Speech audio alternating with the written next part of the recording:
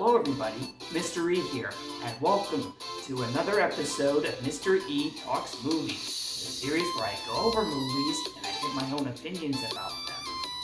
That's right folks, after a 3 or 4 week hiatus, I'm finally back to uploading videos.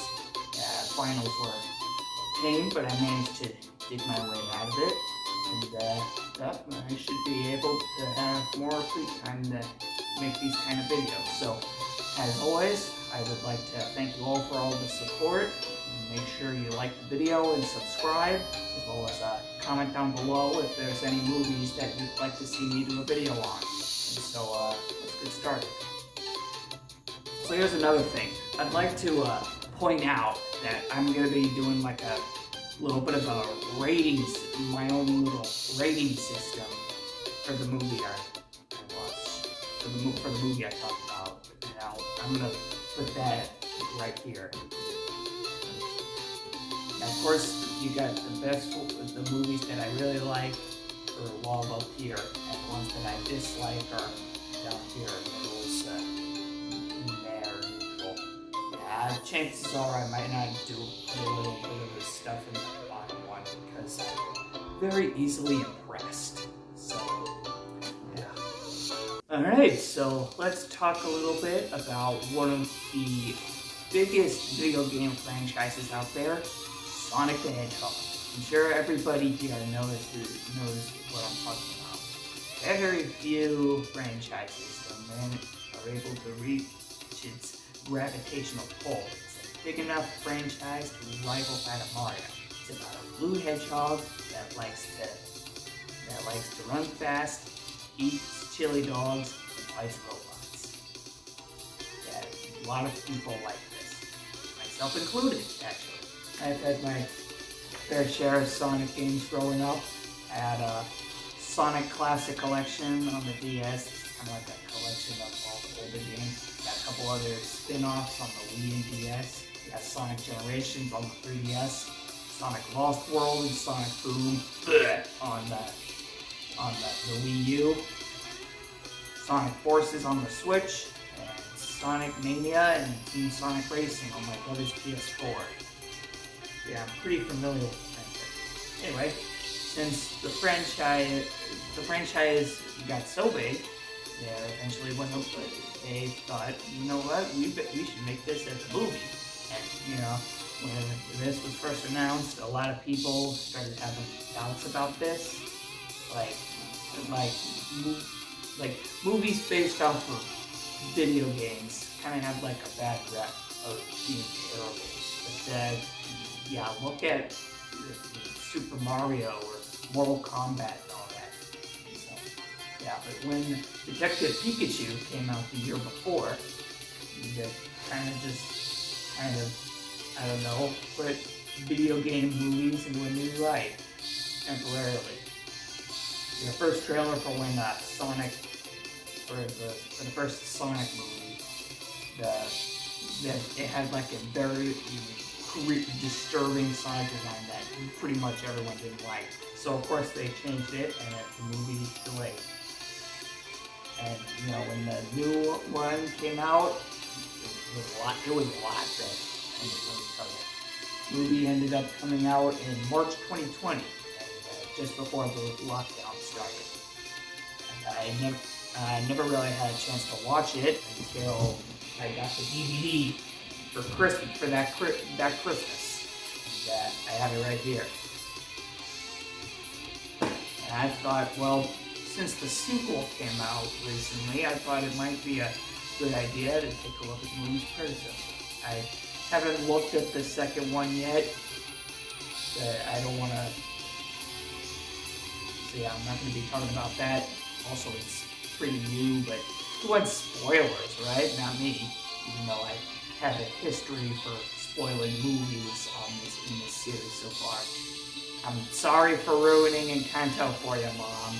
Still, you should watch that movie. It's really good.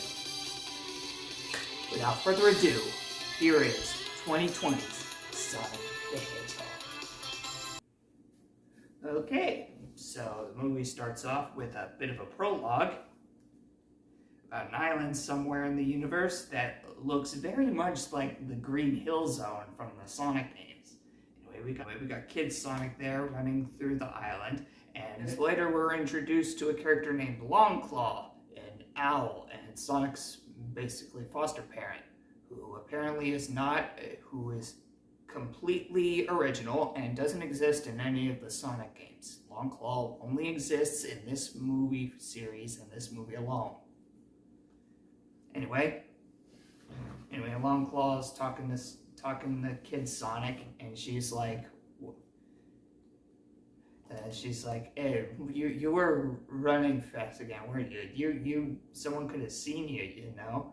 And soon enough, right after that, they get ambushed by a bunch of warriors that look very similar to Knuckles. Potential foreshadowing for the sequel, perhaps. Anyway, Longclaw gives Sonic these rings, you know, the things he collects throughout the games. Apparently, they can be used as portals throughout the universe. Anyway, she throws one of the rings, and it kind of opens a portal to Earth. Sonic goes in, and Longclaw doesn't. Yeah, she sacrifices herself in order to save Sonic. It's like, yeah, once you're discovered, you gotta use one of these rings and go somewhere else. So, yeah, it's very sad. Alright, so there's the real thing starts 10 years later, when we're in a town somewhere in the, rural area called Green Hills, Montana. Anyway, we're then introduced to a character named Tom, played by James Marsden. He's a cop in that area. Anyway, he's chilling in his car, doing the speed thing, and as always, nothing special happens. But then Sonic comes zooming by, and the speedometer kind of freaks out, and he's like, and of course Sonic is aware of that, and I don't know, anyway, Sonic is now grown up. He has white gloves, and he's now voiced by Ben Schwartz. He sees the turtle that was shown earlier, and he kind of, holds on to him as he runs really fast, and it's kind of funny. Anyway, Sonic is completely unaware that Tom found one of Sonic's quills or whatever. I don't know, maybe it was shedding or something, and of course he's holding on to that. That part's important. We're gonna get to that later. Anyway, Sonic's been hanging out in the town of Green Hills, living in a cave, playing ping pong and reading Flash comics. Anyway, and he's also basically stalking the people of the town. His favorite guy is, of course, Tom, of which he gives him the nickname the Donut Lord. That's funny. Anyway, Tom's married to this one. Tom's married. His wife's name is Maddie. Sonic gives her the nickname Pretzel Lady because she does yoga, and well, you know how yoga is. You get out all kinds of really weird poses and all that. Anyway, so yeah, he's doing a good job trying to hide himself from the people of the town. There was one old hermit that that's kind of onto him, but nobody really believes him. So anyway, Tom gets a promotion, or I don't think it's a promotion. Anyway, he's being transferred to San Francisco, and so that's pretty cool. And so they're gonna move from Green Hills to San Francisco, and of course there was a little bit of hesitation between them, and it's like, are you sure you want to abandon this place? I mean, you kind of grew up here, you know? And Tom's like, I'm sure it'll be fine. I think it's time I finally do like a cop thing that's like very serious and I get to help more people and all that. Anyway, the next day, Sonic is going through the area where he stumbles upon a baseball game. One of the kids playing baseball. Anyway, he of course gets excited from that, and later that night when the baseball field is empty, he kind of plays baseball with himself, sort of. I'm not really, it's kind of weird. Anyway, he gets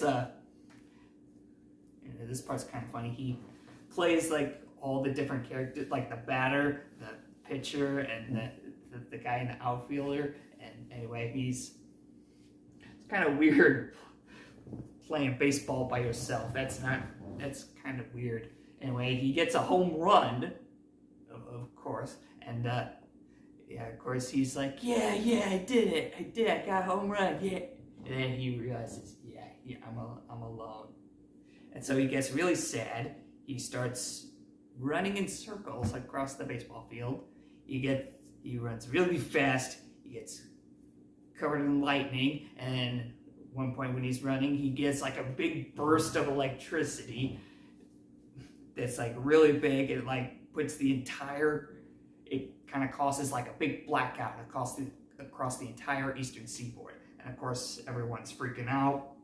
Even Tom, not Maddie, because she's in San Francisco, looking for places with, we'll get to that later. So of course the government is not gonna overlook this, and they're like very nervous about what's going on, and so they have to, the US government has to call in a professional, a very mysterious and charismatic robot scientist known for his incredible IQ and revolutionary drone technology. You know who I'm talking about. The guy I'm talking about is Dr. Ivo Robotnik, the main villain of the Sonic franchise. And he's played by Jim Carrey. Yeah, I really liked Jim Carrey in this movie. It was awesome. I'm a big fan of Jim Carrey's movies. Glad he managed to bounce back after what his previous movies were like. Really gives me the vibes of like Ace Ventura or The Mask. Those movies are cool. Anyway, Robotnik's drones and the guys in the army are scouting the forest trying to find any anomalies that could be leading to the big blackout. Crap. Anyway, Sonic, of course, notices this. He gets scared, and he's like, "Oh yeah, that's right. I gotta leave this planet." But here's the thing: but I like it here on Earth, and the only place that's safe for me to go once with the rings is a planet filled with just mushrooms, and I don't want to live in a place with just mushrooms. So I'm very hesitant to be here, and so he kind of packs off and runs off. Anyway, he goes into Tom's garage to kind of go there, and then he's like, "What am I doing? I don't want to leave." And he's like, "Okay," and then Tom, thinking there's raccoons in the garage, he comes up with a tranquilizer gun, and he sees Sonic, and this part's pretty good, pretty cool. You see Sonic, and then Sonic's like, "Hi," and then of course he's freaking out like, "Ah! What the fuck is that?" And then he shoots him with the tranquilizer gun, and then Sonic sees Tom's San Francisco shirt. He's thinking about it, and he drops one of the rings. The portal to San Francisco opens, and as he collapses, his bag of rings kind of falls into it and lands on top of that big building. I don't know what it is, though. I don't know much about architecture. I mean, can you imagine that scene with the old design? That'd be kind of funny. Anyway, Robotnik then finds Sonic's footprint, and he kind of discovers that, yeah, what we're dealing with is no Bigfoot or whatever. What we're dealing with is probably an alien. Alright, I'm gonna, yeah. Anyway, they track Sonic, and of course it kind of leads them to Tom's house. Anyway, Tom has Sonic locked up in a dog cage, and Robotnik shows up to his house, and he's like, "Hey, how's it going? I'm from the power company. I'm here to, I don't know, ask you about the anomaly."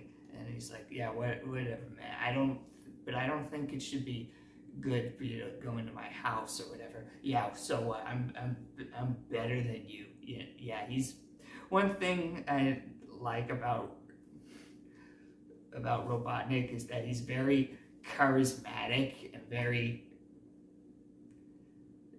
I don't know, whatever. He likes to gloat to people. Yeah, you gotta admit that's a pretty good villain for this very, very kids movie-ish, and I kind of like that.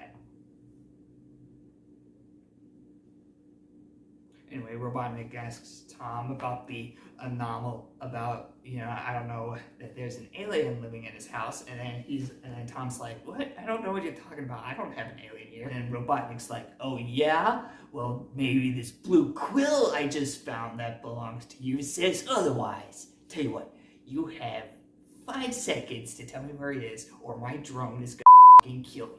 Okay, what?" And right before the drone kills him, Sonic comes up. This is one of my favorite parts. Sonic comes up, and he's like, "Wait, don't hurt him." And then Robotnik's like, "Ah!" And then Tom punches him, knocks him out. And of course, the drone kind of responds to that by, I don't know, trying to shoot him. And there's a fun little action scene where they have to, I don't know, avoid the drone and take it out. Yeah, there's a little bit of a little problem I have with the scene. The action scenes, they're okay, but just like Sonic, they go by very, very fast. They're very short, much like this movie. The movie is pretty short. At least the sequel kind of fixed that a little. Anyway, they kind of get away on Tom's pickup truck, and then pulls over somewhere, and they part way, and I don't know, it could be that they part ways, and then Sonic's like, "Wait, you gotta help me get to San Francisco to get my rings, or else I don't want to, like." It's like, "Nah, don't worry, you can do that on your own." And he's like, "Okay," and then he comes back soaking wet, and he's covered in seaweed, and there's like a fish on his head. And then, eventually Tom agrees to give Sonic a lift to San Francisco, and so the movie turns from a comedy movie to one of those road trip movies, like planes, trains, and automobiles, and that kind of thing.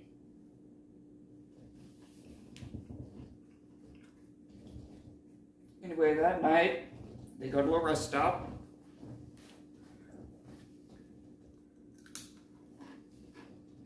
Tom tells Sonic to stay in the truck while he goes to a payphone to call his buddy Wade. And we find out that, I don't know, Robotnik kind of talked with Wade about the thing, and he's kind of like, and they're kind of talking a little, and he's like, "Hey, Tom, there's some guys have been asking about you and something about you being a terrorist." And he's like, "Yeah, we'll deal with that. Don't tell him that we spoke, huh?" And I'm like, "Yeah, about that. He's right next to me." And then Robotnik takes the phone, and he's like, "Hey, listen to me. I don't know where you are, but I'm gonna find you." And then he hangs up. So anyway, Sonic sees like a really cool sports bar with a bunch of motorcycles, and it's a guy's drinking and having fun, and then he's like, yeah, I gotta go there. And then anyway, Tom finds Sonic in the bar, and then he's like, come on, man, I want to stay here. I'm gonna be leaving here soon. I gotta enjoy this while I can. And he's like, yeah, so I guess you're gonna put this off of your bucket list. And then Sonic's like, bucket list? And Tom's like, yeah, it's one of those things you gotta do before you kick the bucket. And then he's like, holy crap, I gotta put one of these together. And he starts writing stuff down onto a list, and he's like, you know, if I'm gonna, you know, this kind of sucks because I won't be able to, you know, do all of this again when I leave Earth forever. And Tom's like, you know what? We can spare an hour to do some stuff around here. So yeah, there's a fun little montage of Sonic going through the bar, playing darts, a lot going line dancing, riding on the mechanical bull, that kind of thing. Then some big guys start coming in, and it's like, we don't like your kind here. So yeah, this part's cool. A big bar fight happens throughout the place. This is cool. I was like, oh boy, here we go. This came from the Sonic cartoon to Roadhouse, real fucking quick. So this is cool. And so yeah. Anyway, it's a fun little part where, I don't know, time freezes and Sonic's moving through the entire bar doing like this kind of thing. Reminds me of where he's like kind of giving one guy a wedgie, covering two guys with toilet paper, you know, and all that, you know. That part's pretty cool. It's a shame we've already seen scenes like this in movies like X-Men and all that. Anyway, after that, they get back to the truck and they go to a motel. There's like a heartfelt moment between Sonic and Tom, and anyway, Sonic's asleep. Tom takes a look at Sonic's list. Pretty much everything's crossed out except for one thing: make a real friend. And that's like, yeah, something tells me that's gonna, you know, come up in like the next, I don't know, 40 minutes or whatever. I don't know. I don't have a good sense of time or whatever. Oh yeah, and also Tom's on the news about him being a terrorist and all that. Next scene, Robotnik's at the sports bar. He kind of interrogates one of the guys there, throws him out of a window again. And they find out that they're heading for San Francisco. They, I don't know, calculate where they they are at the precise moment, and well, they're kind of going on after them. But first we gotta cut back to Sonic and Tom at the pickup truck in the middle in the freeway. They were talking for a while, and then Tom mentions that he's gonna be moving to San Francisco, and then Sonic's like, "What?" And he's pissed that, I don't know, you know, Tom's gonna leave Green Hills, basically Sonic's home, and basically it was the only friend that Sonic ever had, even though they weren't actually friends. He was just kind of stalking them in their everyday life or whatever. I know the argument gets cut short because a freaking harpoon drives through the middle of the truck, and which belongs to a tank that's like one of Robotnik's drones or whatever. Anyway, here's another fight scene where Sonic and Tom try and, I don't know, survive going through the freeway while a drone chases after them. They kind of fight the tank a little, and you know, they succeed in destroying it, but a little piece of the drone comes up and starts chasing after them, and they kind of like take turns having at them until the drone is just like a little, I don't know, one of those little helicopters or whatever, the ones we had as kids. Anyway, the drone's like using a laser to kind of like cut the roof off of the pickup truck, and now it's a convertible. And so Sonic takes the thing and he's like, yeah, and then the little ball, like the eye or whatever, starts beeping, and he's like, oh, that's not good. And he's like, throw it out the window. And he's like, I can't, it's stuck. And they gotta pull over, and they try and get the thing off, and Sonic puts it on a rock, but then the thing explodes, and Sonic gets knocked out. Anyway, the two arrive at San Francisco at Maddie's sister's house, who, by the way, hates Tom's guts, by the way. It's cool. There's always got to be that one relative that everyone has that just hates your guts no matter what you do. Don't lie, we all have that one relative. Everyone's got one, I'm sure. There's like this is a trope that's very common in movies with marriages. Maddie's sister Rachel is there, and she's like, get the fuck out of here right now, or I'm gonna call the cops. And of course, Maddie's freaking out. He's like, dude, what have you been up to? I haven't been calling you because you kind of like left your phone at the house because you're afraid of tracking you. By the way, what the heck am I talking about? And general chaos ensues, and of course Rachel keeps on yelling, and there's a dog, and there's Rachel's kid, and I don't know, kind of reveals Sonic, and everything just kind of calms down after a while. This is one of the best parts of the movie. It's like after the car chase, Robotnik's pretty much done with everyone's, and so he gets an idea about using the quill that he found yesterday to kind of harness the electricity from that and use it for his drones or whatever. And so he kind of installs it, and I don't know, he kind of starts playing music in his lab, which is pretty cool. He has like an awesome dance scene. That's one of my favorite parts. Anyway, when they're done analyzing the quill, it kind of has like unlimited energy, which he's gonna use for a big hover car that he has. With Maddie's help, they manage to revive Sonic, and he's, I don't know, they started getting acquainted with each other, and all that, and they basically get explained and everything, and then the niece kind of gives Sonic these new shoes. They're red, and they're kind of like what Sonic has in the games, so that's pretty cool. And the shoes he had earlier have been kind of hurting his feet pretty bad, so yeah, these will be a big improvement. And they agreed to help Sonic get to the roof of that big building where the rings are, and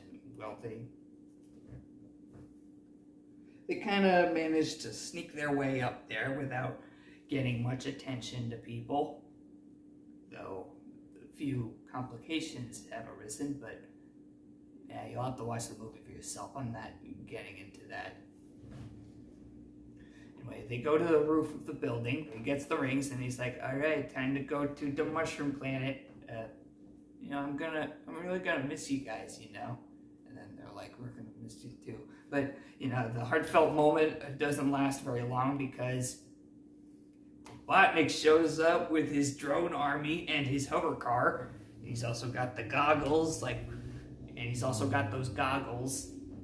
And he's like, hey guys, how's it going? I'm here, and I'm gonna kick your ass, or whatever.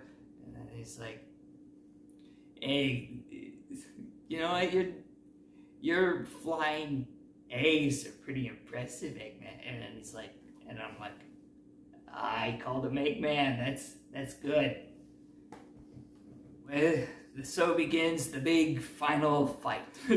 This part starts off kind of weird. Sonic pushes Tom and Maddie off the roof of the building, and then Sonic starts fighting the drones or whatever, and I don't know, another slow-mo scene happens.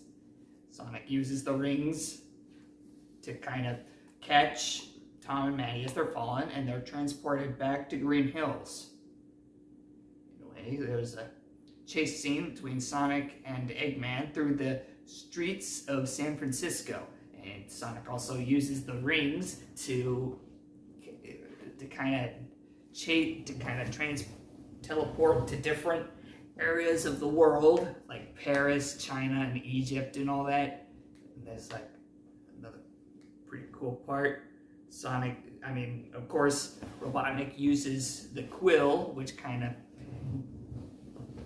I don't know, speeds it up, kind of matching the speed of Sonic's or whatever. And after a little while, Sonic is again transported back to Green Hills, where he's knocked out again. He's in the streets of Green Hills at night, and everyone in town is there, even Wade and that old hermit dude.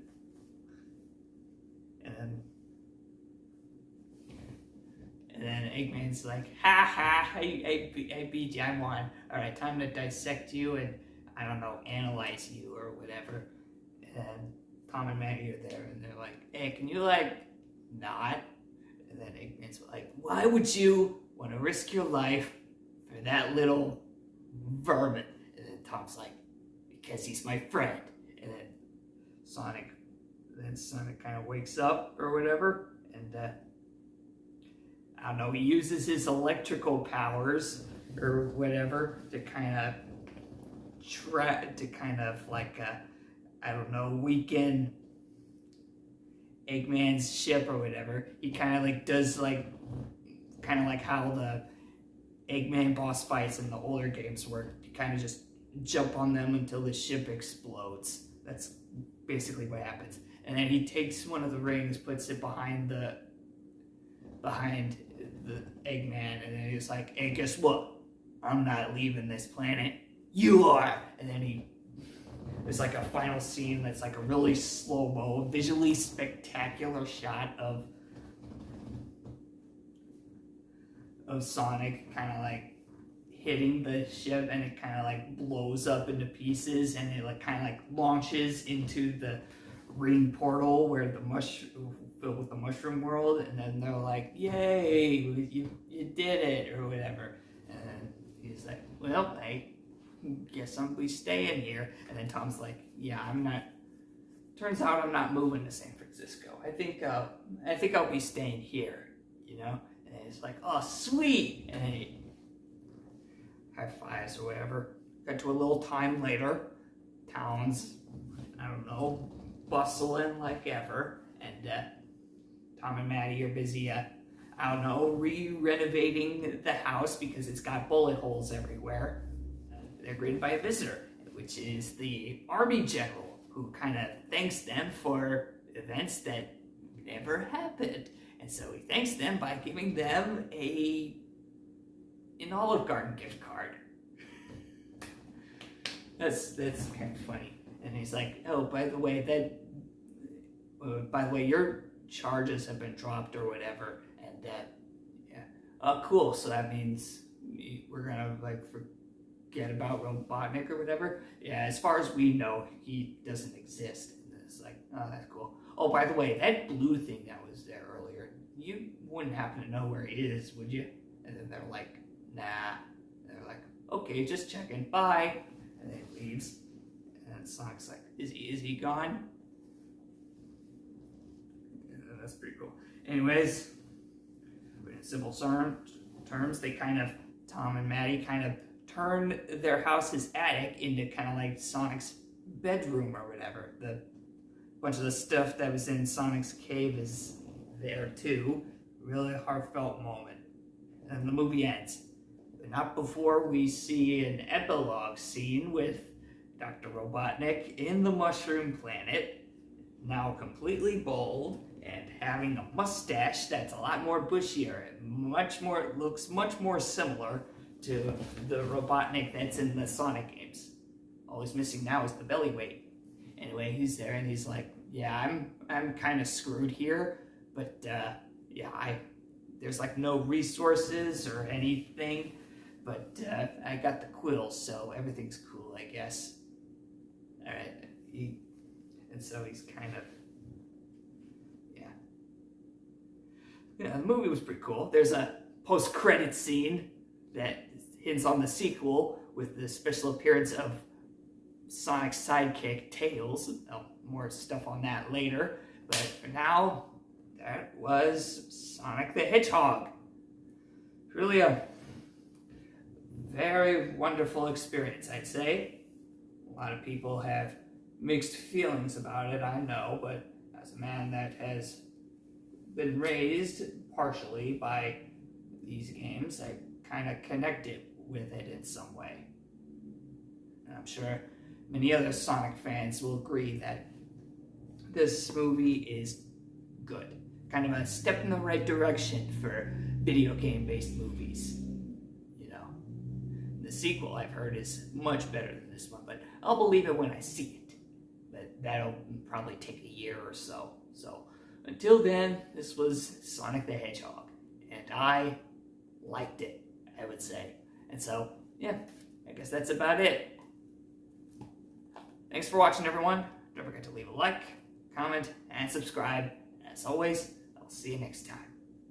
Bye.